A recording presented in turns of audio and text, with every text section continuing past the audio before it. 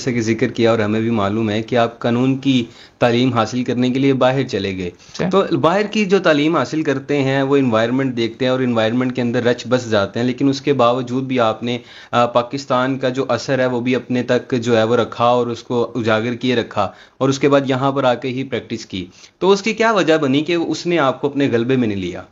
यार मेरा तो ज़हन के अंदर ये था और पहले दिन से ये था, मैं मजांग की पैदावार हूँ, यहाँ पे अच्छा। पला बढ़ा सारा। जी। ये जो मेरा दफ्तर है ये मेरा आबाई घर हुआ करता था पहले, साथ वाली बिल्डिंग और ये सारे के सारे।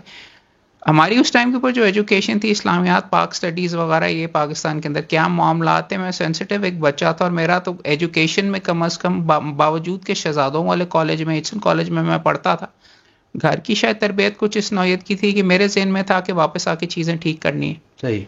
और वापस आके भी नहीं कि मैं जहाँ पे भी आऊँगा पाकिस्तान में आके मैंने कंट्रीब्यूट करना। और मेरे नज़दीक अगर आपकी ज़िंदगी का अगर कोई मकसद है या कोई मानी अगर हो फौत होने से पहले, तो आप वो यही होता है कि आपने क्या कंट्रीब्यूट किया, आपने क्या बेहतरी लाई। एग्जैक्टली। मेरे एचएन कॉलेज जो शहजादों का कॉलेज है जहाँ से मैंने पढ़ा और थ्रू आउट 12 साल में पढ़ता रहा, टॉपर रहा थ्रू आउट, उसका अलमिया ये है कि 100 एलिट्स का स्कूल है। जी हाँ। अलमिया ये है कि टॉप फैमिलीज के 108 बच्चे अगर मेरे साथ पढ़ रहे थे तो उनमें से 94 वापस नहीं आए पाकिस्तान, बाहर ही रहे।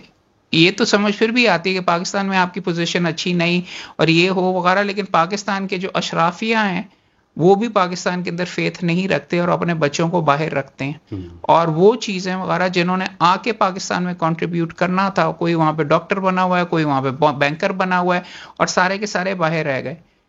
मेरा ज़हन के अंदर यही था कि वापस आके अगर आपने करना है पाकिस्तान में, आपको कोई चीज़ अच्छी नहीं लगती, वहाँ पे मुझे बहुत नौकरियां मिल रही थी। मैं इकोनॉमिक्स पॉलिटिकल साइंस में मैंने डिग्री की थी, वहाँ पे मैं टॉपर्स में था और मेरा जो प्रोफेसर था वो उसको कुछ सालों के बाद नोबेल प्राइज़ इकोनॉमिक्स का मिला, रॉबर्ट मंडेल को।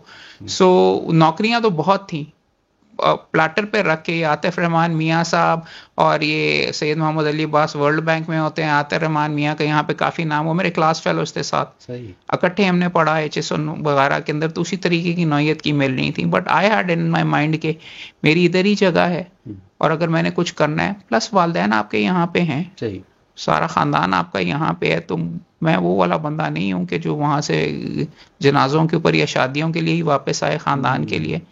तो I wanted to be back, तो इसलिए वापस आए। पाकिस्तान के लिए भी जो आप कंट्रीब्यूट करना चाहते? जी बिल्कुल, करने के लिए। सर इसी के हवाले से जो है वो सवाल ज़हन में आ रहा है कि नौजवान मुकला जो हैं वो वैसे बड़ी बहुत ज़बरदस्त रंगीन ज़िंदगी बहुत होती है। एग्जैक्टली। मेरिट भी वहाँ पे बहुत होता है और भी बीच में बहुत रंगीनी शोगल मेला काफ़ी ज़्यादा होता है। इधर तो बिजली नहीं आती, ये नहीं होता वगैरह, बट आई थॉट कि नहीं करना है, यहाँ पे वापस आना है। ऐसा ये आम सा एक मिथ बन गया कि जो बाहर जाते हैं वो पढ़ के आते हैं और फिर आके बड़ा अपना असर और रसूख रखते हैं और दबाने की कोशिश करते हैं कि हम तो जो है वो बाहर से पढ़ के आए हैं या हमारा जो है वो सारे मामला हैं। तो आप इसको डिनाई करते हैं या मानते हैं?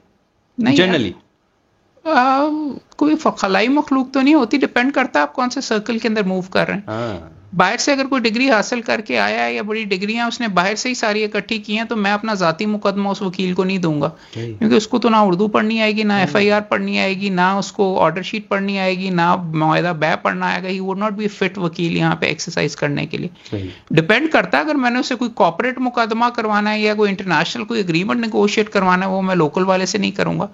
सो मेरे अंदर ये चीज़ें वगैरह थी। सारी डिग्रियां मेरी टॉप की यूनिवर्सिटीज़ थी, आईवी लीग से, कोलंबिया यूनिवर्सिटी न्यूयॉर्क से इकोनॉमिक्स पॉलिटिकल साइंस थी, ऑक्सफोर्ड से मैंने कानून की डिग्री हासिल की और फिर उसके बाद सेंट जॉन्स, उसके बाद इंस of court school of law Lincoln से मैंने बैरिस्टर बन के आया। मगर जब मैं पाकिस्तान वकालत करने आया तो मैं मुकम्मल तौर पे ज़ीरो था। ये सारी की सारी जो मैंने अपनी स्किन ऊपर चढ़ाई हुई थी, पढ़ाई लिखाई की, ये वो करके मैंने कुरेद के अपने ऊपर से उतारी। ये जो आकड़ मेरे अंदर थी कि जी मुझे आके फौरन ही पैसे मिलने चाहिए और मैं बड़ा तोप चीज़ हूँ, वो मुझे अपनी एक्चुअली उतारनी पड़ी।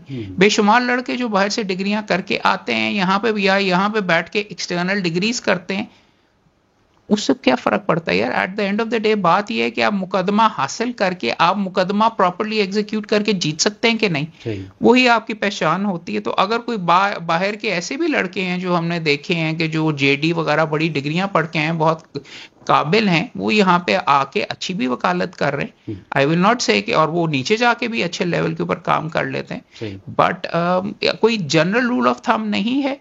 बात यह है कि आप क्या काम कर सकते हैं कि नहीं, चाहे अंग्रेजी में करें, उर्दू में करें। अंग्रेजी वालों का अपना अलग अंदाज होता है, उर्दू वालों का अलग होता है। तो मेरे नज़दीक मोड ऑफ एजुकेशन वगैरह के फ़ायदे भी हैं, नुकसान भी हैं। मेहनत करनी आपको ज़्यादा बेहतर वहाँ पे अब्रॉड सिखाई जाती है, रगड़ा आपको बहुत मिलता है, 2 नंबर के साथ मुश्किल ही आप वहाँ पे डिग्री खरीद सकते हैं। मेहनत करनी आपको सिखा दी होती है, मगर नॉलेज बेस आपकी ज़ीरो होती है, लैंग्वेज स्किल उर्दू के ज़ीरो होते हैं।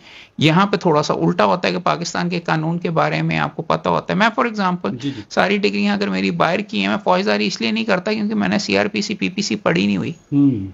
आके थोड़ी बहुत मैंने देख तो ली, आई कैन मैनेज इट अगर मैंने करना हो, but I am still uncomfortable. Civil का मैं इसलिए किंग हूं क्योंकि मैंने सिविल कोर्ट से रगड़ा खाया और उर्दू के अंदर किया है, कॉन्स्टिट्यूशनल के अंदर खुद रगड़ा खाया है, मल्टीपल केसेस किए हैं, तो इसलिए मैंने सीखा है। तो वहां पे कोई एजुकेशन इतना डायरेक्टली नहीं है, आपका स्किल सेट इंप्रूव कर लेती है, लेकिन डायरेक्टली आपको कोई कंट्रीब्यूट नहीं करती, चाहे यहाँ से हो या वहां से हो।